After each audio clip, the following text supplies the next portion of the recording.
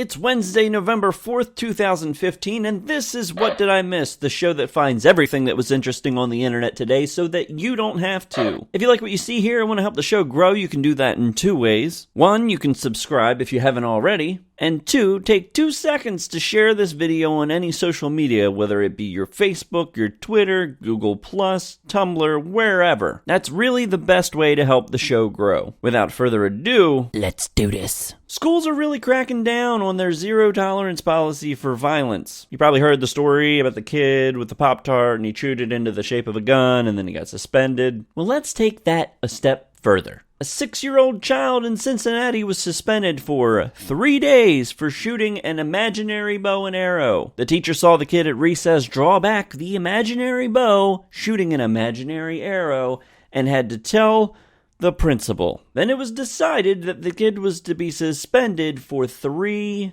days.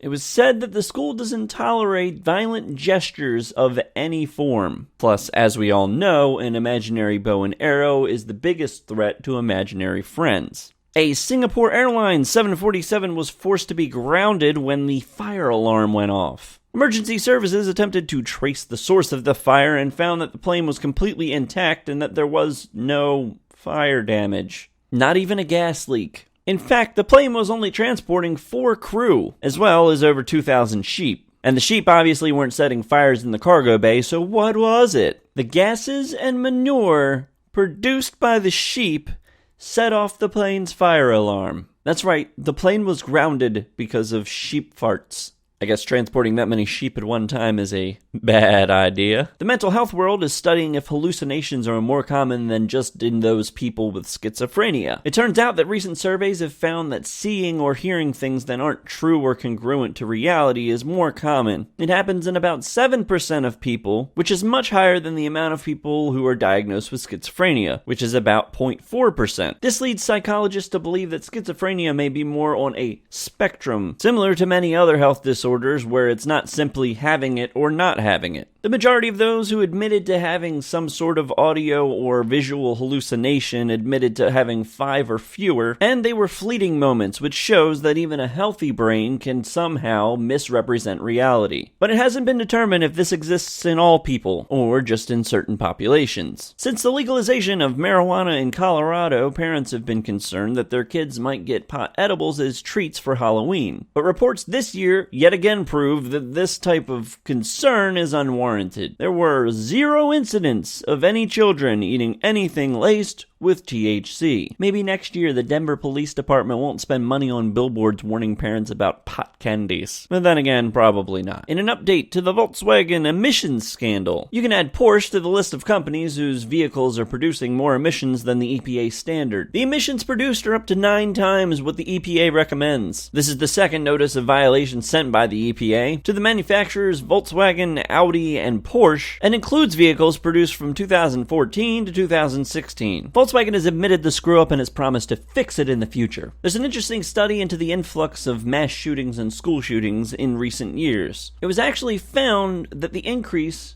is contagious. And by that I mean the mass media coverage on these events may very well contribute to their frequency. It was stated that the window for copycat killings lasts about 13 days. The fact that stories like this gain national media coverage means that it's more likely that they will reach vulnerable people. Being infected with the knowledge of a shooting makes them more likely to commit a similar crime. Researchers found that in incidents where 3 people are injured but only 1 person dies, those stories generally get local media coverage. And those stories don't have the same contagion effect that national stories would. Pretty interesting stuff. Remember when your parents told you could be anything? Well, NASA is looking for astronauts. Starting December 14th, there will be a 2-month-long period where NASA will be accepting applications for their astronaut program. The missions primarily now are staffing the International Space Station, but they do plan on increasing the staff at the station. In the 2020s, NASA plans on flying in the deep space capsule Orion. But fair warning, last time NASA called for applications, they accepted 6,400 of them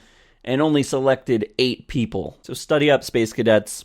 Your time has come. And that's all I have for today. If you'd like to learn more about anything I talked about, links are in the description below. Be sure to subscribe if you haven't already, and please share the video with everyone you know. And as always, I'll see you tomorrow when you ask, what did I miss?